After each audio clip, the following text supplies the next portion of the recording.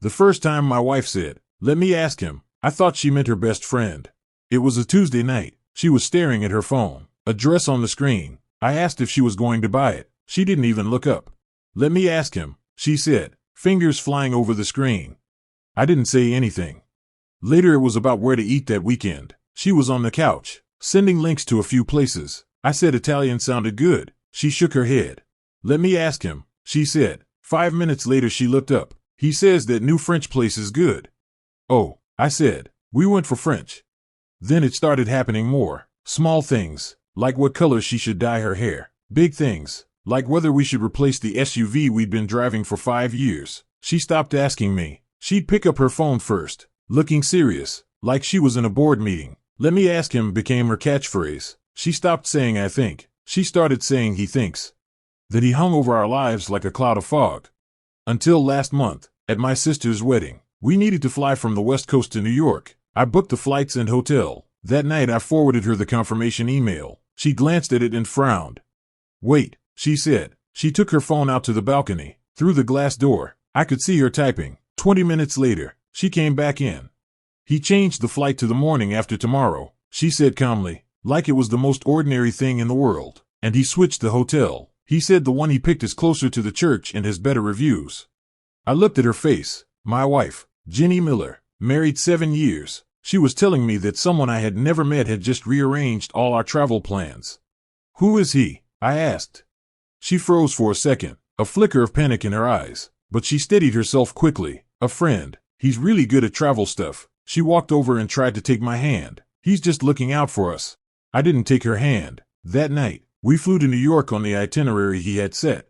The real turning point came 2 weeks ago. I had a shot at a promotion, but it meant relocating to Chicago for a year. It was a big deal. That night, I held the letter from work, ready to sit down and talk through the pros and cons with her. I had just started speaking when she raised a hand to stop me.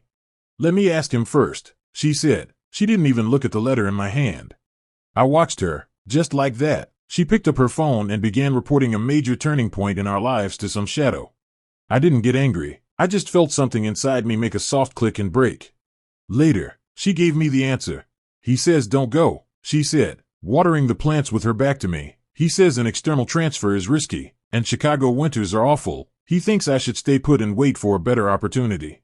"What about us?" I asked. "My us, Jenny, you and me, did we talk about it?" She turned around, irritation on her face. "I am talking to you, aren't I? I'm telling you everything he said. He thinks this is best." The air went still. She suddenly clapped a hand over her mouth, eyes wide. She had finally heard herself. I didn't ask who he was. In that moment, it didn't matter. His name, his job, how they met, all of that became the most boring details in the world. I had one clear thought in my head, cold as a scalpel. She had signed away the right to make decisions with me, signed it over to someone outside our marriage. Our marriage, a board that was supposed to have 2 votes, now had a default 3rd member with veto power. I nodded and said nothing.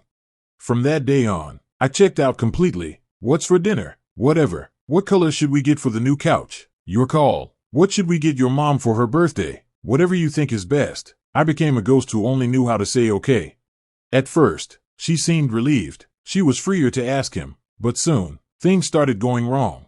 He started suggesting she find an easier job. He thought one of my friends was a bad influence on her. After she complained about me one night, he even suggested a trial separation.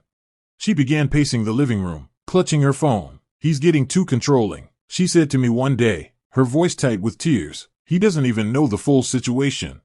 I just kept reading my newspaper. "You should ask him," I said. She froze, like she'd been slapped. Power, once you hand it over, doesn't come back, especially when you gave it away willingly. I signed the divorce papers last week. No screaming, no dramatic scenes of catching anyone in bed. Her hand was shaking when she signed. She didn't mention him, neither did I. Yesterday, the movers came for my last few boxes. Jenny sat in the half-empty living room, her phone lit up on her lap. The screen kept flashing, messages popping up one after another. She stared at it with a kind of frightened confusion, her finger hovering over the screen, unable to tap. She was hesitating, but this time, she didn't turn to me and say, "Let me ask him." She knew, her us was gone. Both of them were. The movers shut the door. The elevator went down. I started the car and drove off down that familiar street. In the rearview mirror, the house grew smaller and smaller.